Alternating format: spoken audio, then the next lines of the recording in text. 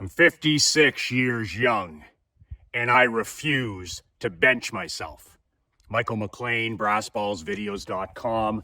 I am an ex-professional hockey coach, ex-amateur championship hockey coach, turned 8-figure entrepreneur. You can download a free copy of my brand new book, Unfuckwithable, 5 Ways to Unfuck Your Life in the Next 30 Days. The link is below, my free gift to you. Just a word of warning about that book. That book is not everybody's cup of whiskey.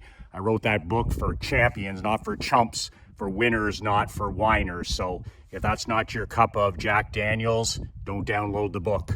So I'm out here we just got a first dusting of snow north of the border.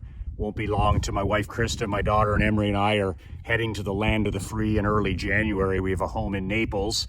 So we actually like to get some snow, and my daughter loves snow, and it's going to be Christmas time soon, and it's nice to get a storm or a little bit of the white powder before we head to South Florida. Most men, it's just they bench themselves.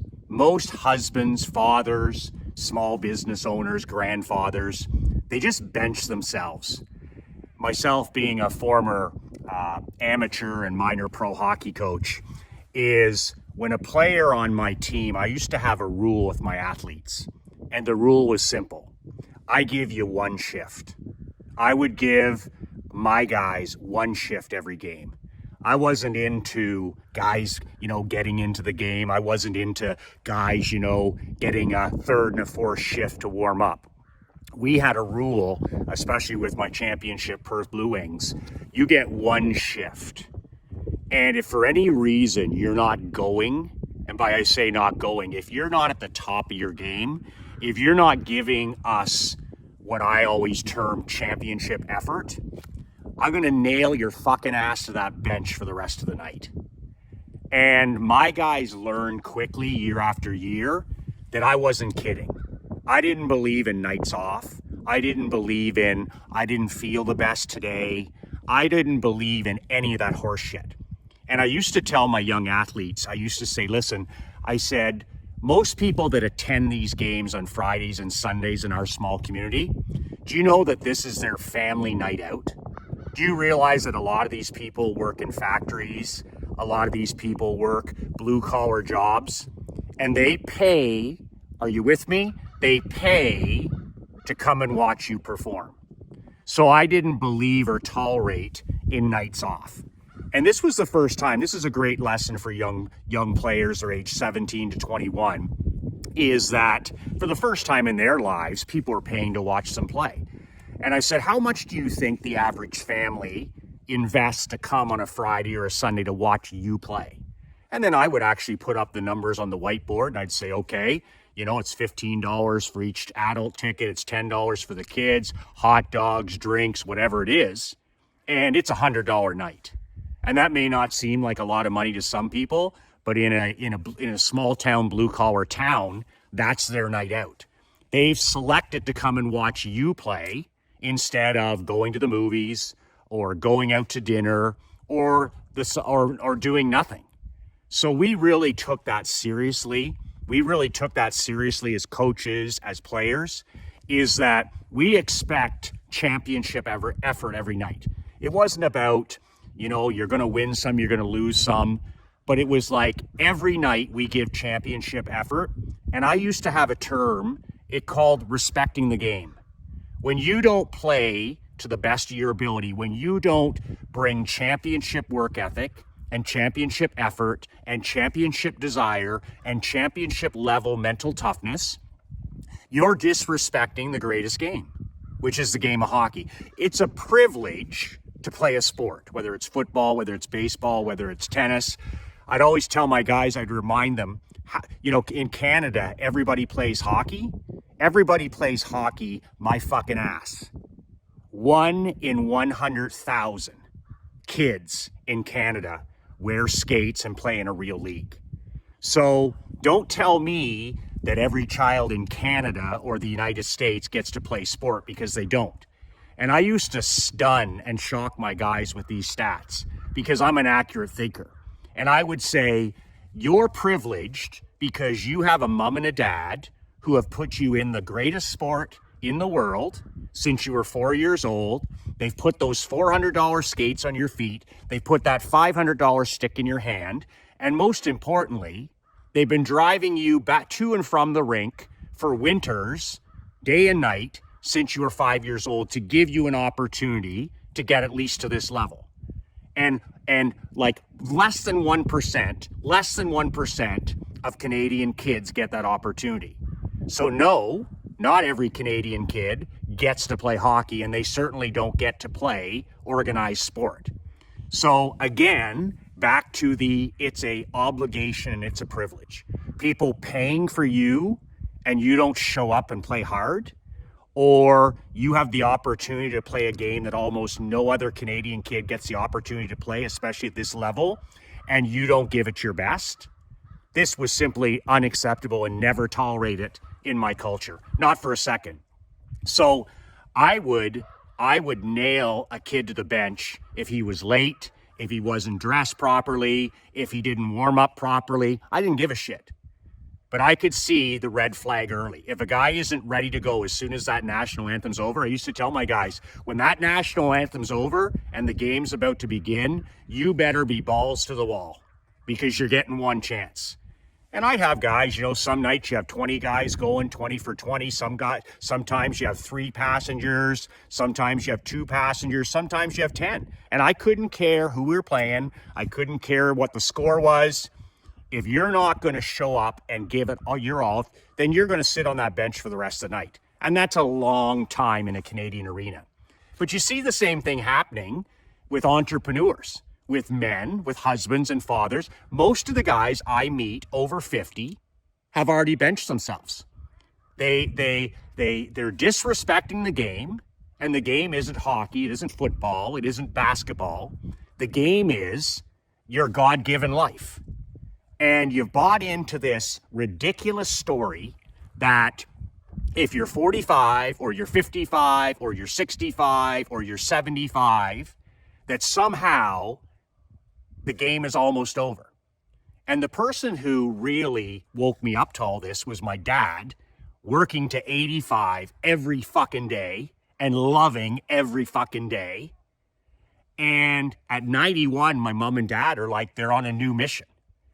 And all of their friends that didn't have a mission, that, took a knee and basically benched themselves are long gone. They're long gone. They're no longer with us. So it fascinates me how many men in today's world just take themselves out of the game. There's nothing happened that they didn't get benched because of age. They benched themselves, just like a hockey player, just like those kids that I nailed to that bench. They benched themselves. So you have to look at it and you have to say, you're 50, you're 60, you're 70, you're 80. It's like, who cares? Who cares? My dad always says, when we were growing up, and I was always a little confused he says, a man's peak. A man's peak is 55. And I was 35 at the time. I was 40 at the time. I'm like, what the hell are you talking about? A peak. He said, when a man hits 55, he should be at his peak financially. He should be at his peak mentally, emotionally, and spiritually. And he had it right. I was too dumb. I was thinking, well, I can do more push-ups than a 55-year-old man, or I can bench more than a 50-year-old man. What the hell does that have to do with overall success? My dad was talking about the whole package: emotional, physical, mental, and spiritual. And as I stand here as a 56-year-old man, I've never, ever been in better shape physically, mentally, spiritually, and emotionally. And I've had to work hard, but here I am in that zone, and I never thought. And now I'm thinking, man, Dad, you were it's like you had a crystal ball. He's like, no, just don't bench yourself. Don't take a knee. And you see so many men today, when it comes to being a father and being a husband, they bench themselves. And the thing is it's a lack of an attitude of gratitude. You're not thinking that every day is Thanksgiving. Every day is Thanksgiving.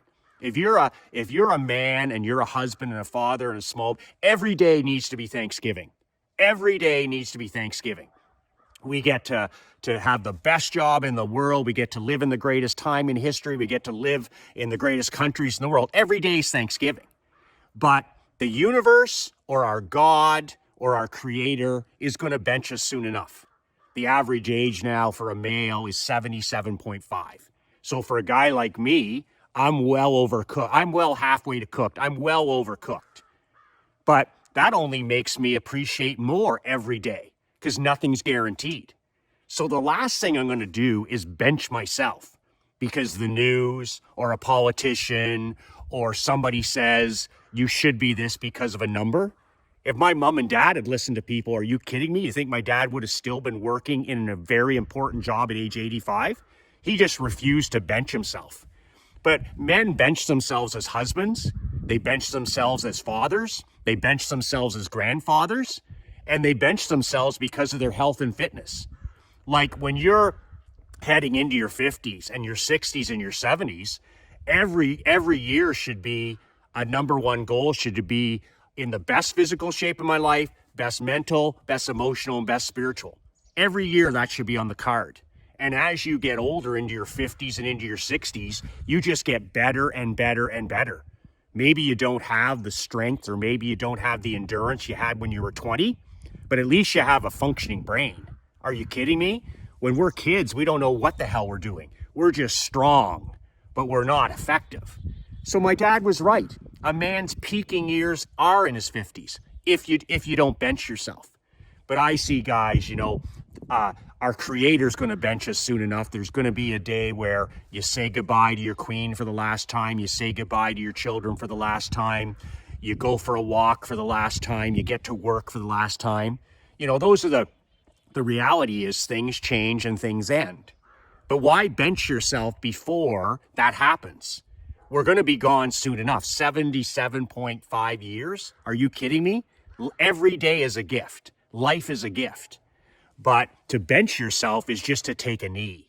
And I see it all the time. Like if you don't take care of your health in your 40s and your 50s and your 60s, you're just benching yourself. And then all of a sudden, you can't walk, you can't go to the gym, you got bad knees, you got bad hips, you're depressed, you're anxious. Well, you benched yourself, okay? You deserve to sit on that bench because you didn't make health and you didn't make nutrition. Your health is your number one wealth. You benched yourself.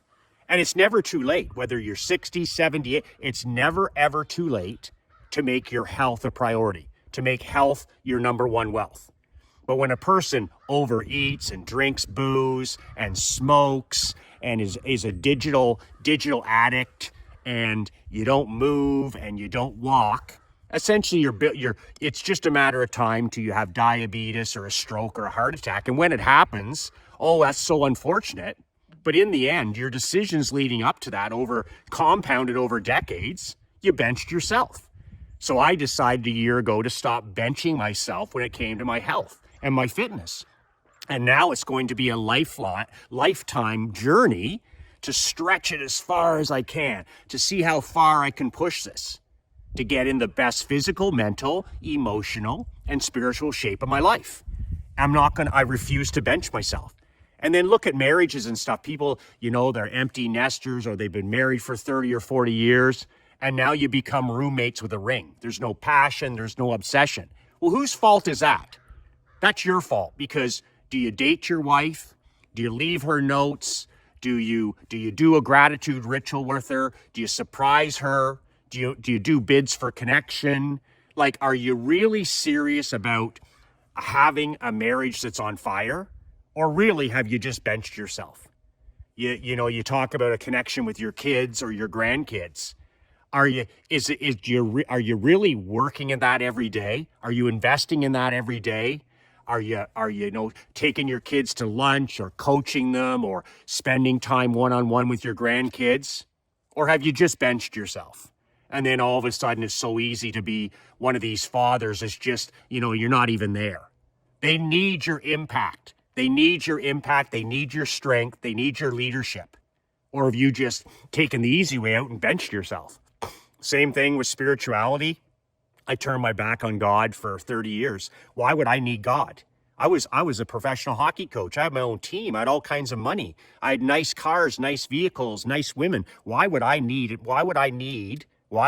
God in my life? I was God until I wasn't. I benched myself spiritually. I benched myself. And that's why I ended up hollow. That's why I ended up, unhappy, because I benched myself. I had nobody to blame but myself. It's like there was like my dad said to me one day, he said, "Are there no mirrors in your fucking house?" He says, "Are there no mirrors in your house?"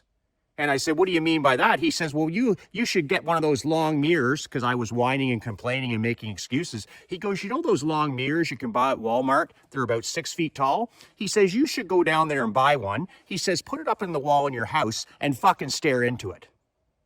He says, "That's the only man that can change your life. That's the only man that can make you happy, wealthy, healthy. That's it." So he says, "Clearly you don't have any mirrors in your house, so go buy one and fucking stare into it. That's the only man that can control and change your life."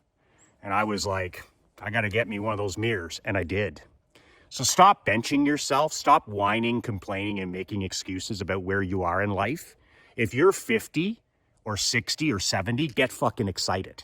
Get excited that you've got all this wisdom and you've got all this knowledge and you've got all this incredible experience that has come at such an incredible cost, and use it to propel and scale yourself over the next 10, 20, 30, 40 years. Are you kidding me? I wouldn't trade my wisdom that I have now. I wouldn't trade my failures, my losses, my embarrassments. I wouldn't trade those for all the money in the world. And I'm not one of these guys who, I wish I was back in high school. I don't want to do any of that. I have so much peace of mind being where I am right now at 56. What do you think? Am I crazy for thinking like this? Am I crazy? Is my dad insane for thinking that 55 is the start of our prime? Or is it just, people bench themselves? And just saying that I'm not going to take a knee. I'm not going to slow it down. And even if you're retired or semi-retired, that's perfectly okay. But what's the mission? A man without a mission is a man without balls. A man without a mission is a man without balls. So what's the mission?